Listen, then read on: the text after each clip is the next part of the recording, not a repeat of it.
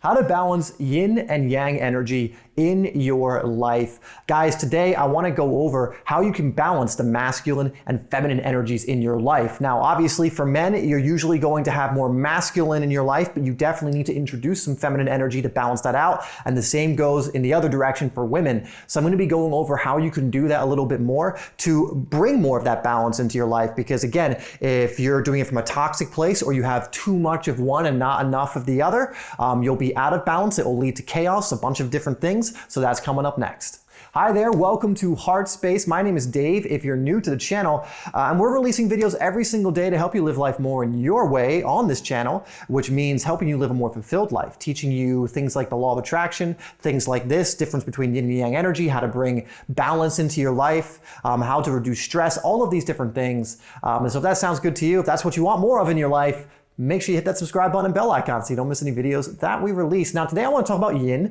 and yang energies. Now, everyone kind of knows or has at least heard of yin and yang, but you may not be too familiar with what they represent, or at least some of the representations of them. And essentially, we're going to look at the representation of masculine and feminine energy in this. Now, feminine energy being the yin and masculine energy being the yang.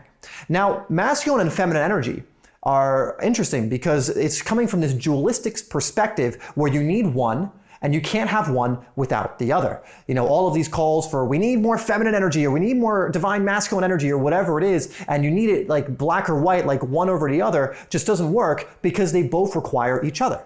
You need one to balance out the other. When you have one coming from a divine place, a divine masculine place, let's say, that's amazing. But it can easily go into a toxic place if you don't have a divine feminine in there as well. And actually, I would say that the masculine that doesn't invite any feminine into his life usually goes into the realm of becoming toxic, right? Same with the feminine energies. You can look at the most masculine man you think you know, and if they're a divine masculine man, they do in some way have some of those feminine tendencies or feminine traits that are from a divine perspective. Now, the thing to not get too worked up about is the labeling of it, because a masculine man would be like, well, I'm not feminine or blah, blah, blah. It's just a label to represent yin and yang energy. You know, you can just look at what that represents. For example, yin, feminine energy, usually has to do with receiving. It has to do with nurturing. It very much involves love, you know, in the way a masculine man would love his children.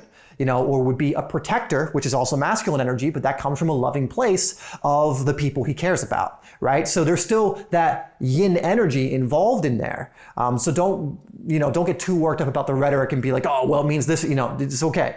You have both, and if you don't want to refer to one as masculine or feminine, you can think I have yin and yang energy. Now, for the most part, you are going to gravitate towards one. Balance does not mean 50-50. Let's get that out of the way right now. It doesn't mean you're going to be 50% yin energy and 50% yang energy. That would actually probably be catastrophic to most people, because for women, they are more drawn and more naturally have feminine energy. And for men, they more naturally have masculine energy. This is why when a man is thrust into more feminine roles, or when a man is thrust into being less like a man, he becomes very toxic. He doesn't usually live a very fulfilled life, and a lot of things happen that just aren't favorable for him. Same on the other side, when a lot of the feminine tries to take on more of the masculine energy over the feminine energy and doesn't nurture their own feminine energy, it usually leads to something that isn't fulfilled. It usually leads to a lot of conflict and chaos. Right? And that's just the nature of who we are. And one isn't better than the other. In fact, they both, again, need to coexist in balance to have that fulfilled life. So if you are a man, you're most likely going to gravitate to mainly masculine energy, and that's a great thing. But you're also going to have a certain percentage of feminine energy. And again, we're just using percentages here to measure this. It's not like, oh, it's got to be this or that, like 90-10. Or is it 97 to 3%? You know, it's fine, and that can probably waver. But the point is, you do need both in your life. And also to not think that one's better than the other. I get that we live in a day and age where it seems like masculine traits are more valued than feminine traits. But guess what? The pendulum swings, and you can see that more feminine is coming up as well, and more love is coming into the world, and that's going to be needed. Now, ultimately, you are cultivating both and allowing the divine side of both to come into the world in the way that it needs to. But we see, yes, definitely a lot of toxic femininity and toxic masculinity in the world. And that comes out of not understanding this and moving away from what it is you gravitate towards. Again, a lot of toxic masculinity comes out of not owning your divine masculinity or trying to be feminine when you're just naturally not. So I just wanted to mention that first, is these are naturally occurring energies and you will gravitate towards more of one than the other. I'm sure there could be a 50-50 split for some people,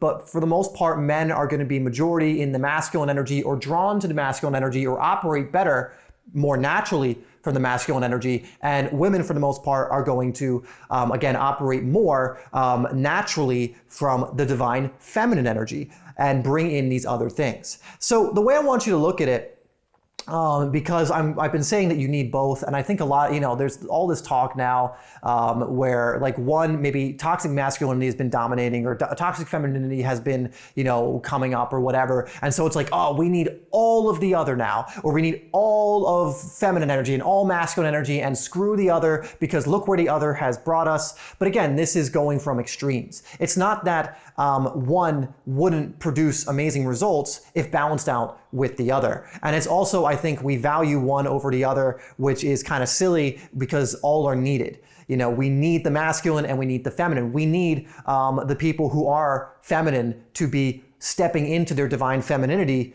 and not being like, oh, I need more divine masculinity in my life because apparently that's better and I'll be seen better that way and I'll be more successful or whatever else it is. And it's like, no, that's not how it works, right? The world needs the divine feminine to fully step into her power and the divine masculine to fully step into his. And again, by doing so, by stepping fully into what you're naturally drawn to, the other will be there as well. Right? Again, divine masculinity allows divine feminine in. It allows for it. It protects it. It nurtures it. While divine feminine comes in, and I should say actually nurtures divine masculine. Right? They work well together. Whenever you see masculine and feminine going at it and fighting, that's usually coming from a toxic place. Because ultimately, yin and yang, you've seen that symbol together, flowing naturally in a process. They are a part of the process together, not things that should be at conflict with each other. And so whenever you see that, men versus women, masculine versus feminine, this is never coming from a divine place. This is because one, maybe it might be masculine, divine masculine going against toxic femininity, or divine femininity going against toxic masculinity, or toxic versus toxic, but it's never divine and divine. It's never what these things naturally are, complementing each other, which is where it's supposed to naturally go. And a great way to look at this is if you allow a man to naturally progress as he is supposed to intuitively and genuinely, you will find that he will become a very masculine man most likely. For example, in olden days, you would have a lot of kids at a certain age put into the wilderness. They go on some kind of journey. They go on almost like what would be the equivalent of a hero's journey to become a man, right? To learn the lessons they needed to learn to become that masculine man. And they would usually end up with much more masculine men because of that. And the feminine would do, they wouldn't go on the exact same thing because again, feminine energy manifests differently, but they would have their own things that would allow for that, right?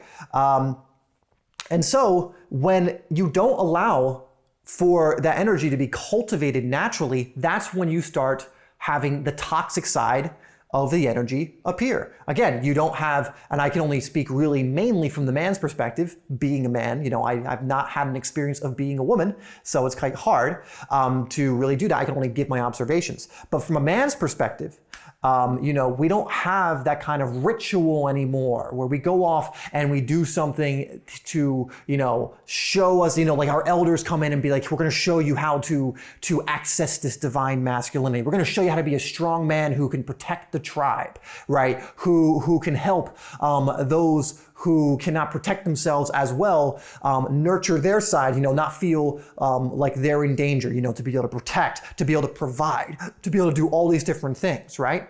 We don't have that anymore, right? We don't have that at all. And because of that, that's why you sometimes get a lot of maybe more soft men. I'm actually very much a product of that kind of upbringing. I'm moving more into my masculinity now in my life, but when I was a kid, absolutely not. I was if anything, told not to go into that. Do not stand up for yourself. Do not be a man. Do not do this. Just listen to this person, listen to authority, do that, do that. I never really felt in control of my life, making my own decisions, anything like that, which is very the opposite of what a masculine person would do. And that's what I feel like a lot of guys are going through. And again, for feminine, it's the same thing. They're going through a lot of things that are not teaching them divine femininity. But instead, you know what, you need to be a little more like men. You know, women can do the same thing that men can do. Yeah, I'm sure they could, but why should they? You know, if they want to make the choice to do so, but what if they do it and then they don't feel right in doing it? And it's like, I don't really want to do this, but I'm being told that I should, but it's not really in alignment with how I feel and what I want to do and what I'm drawn to, you know? And so because of that misbalance of the energies, the toxic side of the energy, you can just think again, toxic sides of these energies being the energies out of balance. Because again, you have someone who would more traditionally, or not even traditionally, more naturally be a masculine, being thrust into feminine activities or feminine traits or feminine ideas that they don't really resonate with, but they've been indoctrinated into. But internally, there's always some kind of conflict. Is there like something's off here? Like, I feel like I should be more assertive in this situation. I feel like I should be more protective in this situation. I'm not standing up for myself, whatever it is. That's when you get that toxic level of it. And then on the feminine side, again, not a woman, so this is just observational. I don't have the experience of it, but I would imagine maybe a woman who wants to be incredibly feminine, who wants to do a certain thing, but then people are coming out and be like, no, you need to do these things. You can do it better than a man. You know, these things that are traditionally men things and things that men are drawn to, you can totally do. And it's like, yeah, sure, you could, but do you even want to? It's like, I don't really want to do that. I want to actually move into my more feminine traits. I want to be someone who's a nurturer or whatever it is.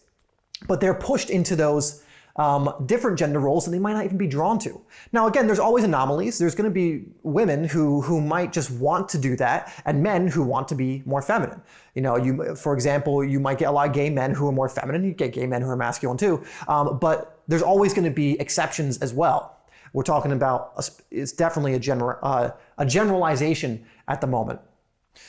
But the point is, you know I've gone on a ramble here, is you want to balance these energies. And when you can balance the yin and the yang in your life, things will start to fall into place.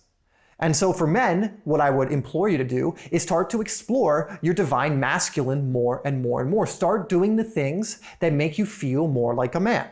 You know, you can explore what those divine masculine things would be. For women, exactly the same, except explore your divine feminine. Explore those things you're drawn to from that feminine side. Again, not the toxic femininity. Get out of the mainstream. That's like the biggest thing I can give you. Get out of what the news is saying you should do as a feminine or a masculine, or get out of what the mainstream anything is telling you to do as a masculine or feminine. You just look at the results of people who are doing that and you can see they're not usually too fulfilled, happy in what they're doing. Right? So get out of there and go exploring a little more for what that would be. You know, one thing you can do is meditate. That's gonna, you know, there is never gonna be a guide that's going to help you more than going within and seeking guidance. But you can also find people who have done a lot of that, who have ideas about these things, and see what they say for being masculine and feminine and how you can tap more into that. But I implore you to do that. The first step is really moving into that thing you're more naturally drawn to. Like for me, it would be the masculine. For you, it might be the masculine. For someone else, it might be the feminine, right? To really move into that, to really step into your natural power and go from there. And by becoming the divine version of that energy, you will find more balance in your life, because again, the divine masculine attracts the divine feminine, not only in other people, but in his own life. You know, in whatever level that's going to appear in his own life, the divine feminine is going to be incredibly attractive to the divine masculine, because the divine feminine is inviting. You know, it wants that cohesion. It wants, you know, the same with the masculine. It wants to co-create with that feminine energy. You know, one way you can think of it is the ebb and the flow. You know, the flow being the masculine, the output, the ebb, the inwardness, you know, the input. You know, and you can look at many different examples, some a little more blunt, that express how the masculine expresses itself and the feminine expresses itself, and both are needed. You can't have the flow, the output, without going within, the input. You can't have the peak without the valley. Neither is better than the other, by the way. You can't have the expansion without the contraction, right? And when you balance these energies, when you balance the ebb and the flow, the divine and the divine masculine and divine feminine in your life, that's when you achieve balance. And that's when amazing, amazing things can happen. You know, one example I can give you just to leave off, I know I've gone in a lot of different places, and I don't exactly know how this video came out. Hopefully it's assisted you in some way. One thing I can tell you, when I started stepping more into my divine masculine, I started attracting more of a divine feminine. You know, I see my girlfriend Lily as a divine feminine. But if I was not someone who was stepping into his masculinity, I would have never been able to attract that, because again, divine feminine is not going to be attracted to anything other than divine masculine, and vice versa. You know, they balance each other out. They're meant for each other. They go hand in hand.